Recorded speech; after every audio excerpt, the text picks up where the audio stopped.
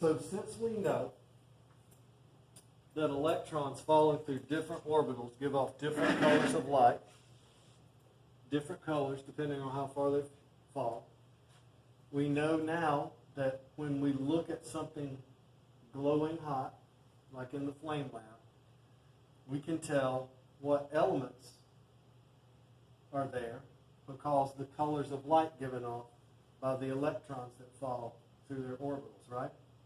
This is all very predictable. Now, what we need to do, though, is to be able to see the light. Because to us, if all of these were burning at the same time, this might look bluish purple, right? Because we don't typically see one color of light at a time, right? So what we do is we use a spectrometer. And we'll show you how a spectrometer works. A spectrometer works through diffraction, okay? And since light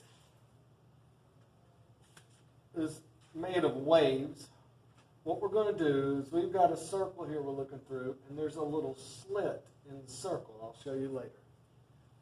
And we have light coming in through a tube.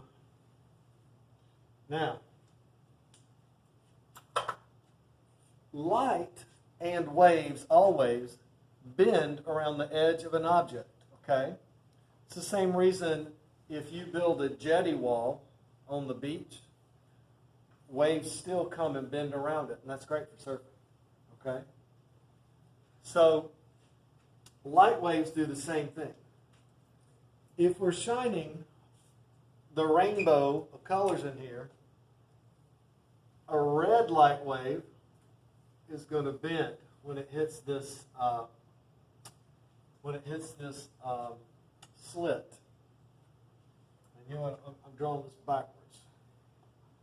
I'm going to draw the light coming from out here. So the red light wave will bend when it hits the slit. It's going to bend less. Light with a shorter wavelength, like green, when it hits the slit, it's going to bend more.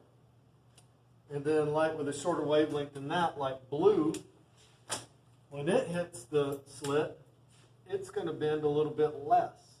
So when we look in our tube, when we look in the spectrometer I'm going to show you in a second, you'll see some blue, and then some green, and then some red. Does that make sense? It separates the light, just like light shining through water droplets separates to make a rainbow through refraction. That's called refraction. Light also bends around an edge, and that's called diffraction.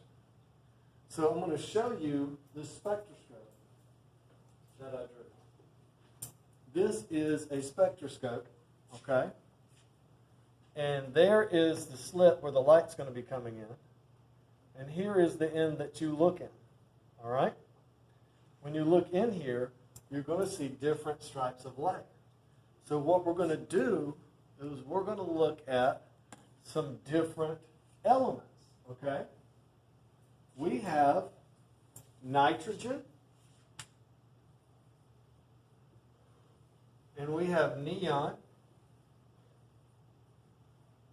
And then we're going to look at a fluorescent bulb. And then we're going to look at what's called an incandescent bulb, or an incandescent, or an old-fashioned bulb, okay? This bulb is going to look like sunlight. This bulb is going to look very unnatural. Nitrogen and neon are going to give off the perfect spectrum for nitrogen and neon that we would predict. If we look in the tube here, you can see this little blip down here. See the red light, the blue light, and the purple light? That stands for these different photons, right? So if we looked at the, this is neon. This is the spectrum for neon. It gives off green, a yellow, some different reds. When you look in your tube, you're actually going to see this, all right? If you see this pattern, you know your bulb is neon. Does that make sense? So these patterns that you're seeing are the same patterns you'll see in your tube. Your tubes work very, very well. So we're going to do that, and it's going to be interesting. So that is looking at the sun. We can see red, orange. We can see everything. My phone's actually filtering it out a little bit. So that's what you see with the sun. This is what we're looking through, the spectroscope. We're looking in this end. This is the slant, the end that causes diffraction. But if you're looking at fluorescent light, you just see individual strips. You see all those black missing gaps in there? Those missing gaps are unnatural. The sun doesn't have missing gaps.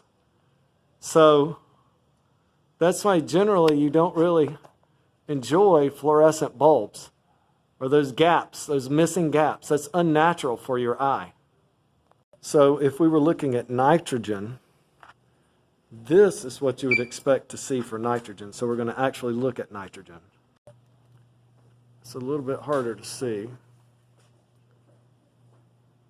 but there's our scale for nitrogen. See, we've got a lot of purples, a lot of reds in there, with the yellow on the end. If you look here, you have the reds with the yellow on the end, so it's the same thing. Now we're going to go look at hydrogen. This is hydrogen.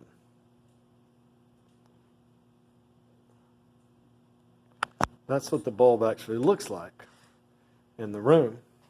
What you see when you look through the spectroscope. So let's look at those particular colors. And then we're going to look at Bohr's model of the hydrogen atom. Here's Bohr's model of the hydrogen atom. So you can see it's exactly the same thing. So these are the spectroscopes we look through. And the light bulbs were like that. We got one more light bulb to look for, everybody. We're going to look at this guy. Everybody ready? These light bulbs, the old-fashioned light bulbs, they're going to look more like the sun. So you can see that's got all the colors. So the old-fashioned light bulb looks just like looking out the window. Does that make sense, y'all? So you can compare that light bulb to looking out the window, and it's the same light.